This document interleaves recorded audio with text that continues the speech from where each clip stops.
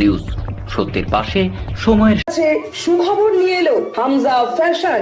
Hamza fashion, এখানে আপনি পাবেন মহিলাদের জন্য অত্যাধুনিক সাজ পোশাক, আছে কুর্তি, লেহেঙ্গা, শাড়ি, স্যুট, নকাব ইত্যাদি। আমাদের ঠিকানা Asansol GT road, eastern railway high স্কুলের বিপরীতে। তাহলে আর দেরি কেন, এবার পুজোতে আপনারা সবাই চলে আসুন হামজা ফ্যাশনে। ন্যায্য দামে নিয়ে যান আপনার পছন্দ মতো জিনিস।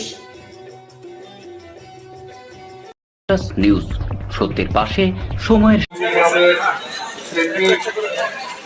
সোমবার সকালে আসানসোল উত্তর থানার সুইডি এলাকায় একটা রাস্তা এবং মা তারা ক্লাবের সামনে শেডের উদ্বোধন করলেন মন্ত্রী মলয় ঘটক এবং এডিডি এর চেয়ারম্যান কবি দত্ত।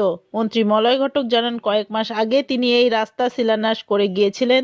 তার কয়েক মাসের মধ্যে রাস্তা তৈরি হয়েছে। এই রাস্তা তৈরিতে খুশি এলাকাবাসীরা। জাতীয় সড়কে না গিয়ে এই রাস্তা ধরে রামকৃষ্ণ মিশন পর্যন্ত যেতে পারবে। সুইডির মা তারা সংঘের সামনে শেড তৈরি করার জন্য আবেদন করার পর আজ সেই শেডের উদ্বোধন করা হয়।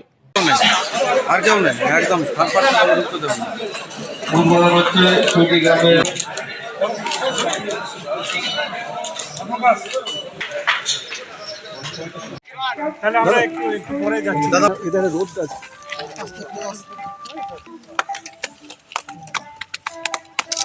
একবার দাও দেখ ওটা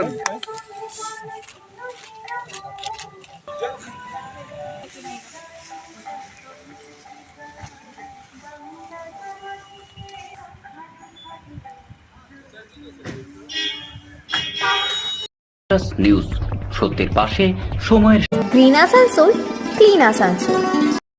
নিউজ সত্যের পাশে সময়ের যে ভোট আসছে 26-এ ভোট, অনেক দল আসবে, অনেক লোক আসবে, অনেক কথা বলবে, অনেক বোঝাবে, কিন্তু সবসময় খেয়াল রাখবেন যে 365 দিন আপনাদের সঙ্গে কারা থাকে, এলাকার উন্নয়নের কথা কারা ভাবে, এবং সবথেকে বড় ব্যাপার যে পশ্চিমবঙ্গের যে পরিবারগুলো আছে তাদের জন্মের থেকে মৃত্যু পর্যন্ত যেটুকু সাহায্য দরকার সেটা কোন সরকার করে।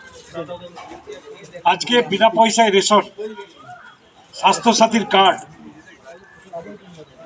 মা বোনের জন্য লক্ষ্মীর ভান্ডার,